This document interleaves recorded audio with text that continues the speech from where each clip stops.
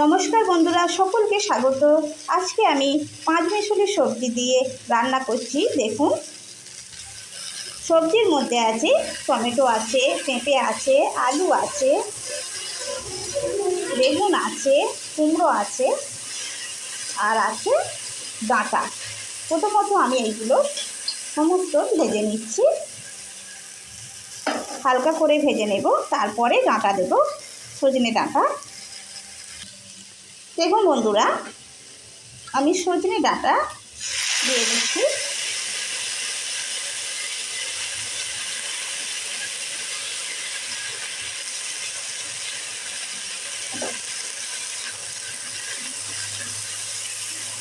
খুব বেশি ভাজবো না, হালকা করে ভেজে নেব।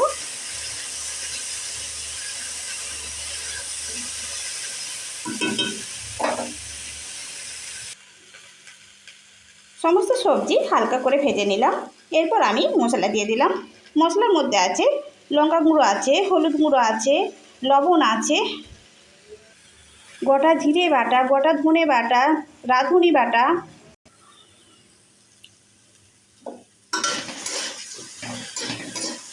আর আছে গোটা সরিষা বাটা।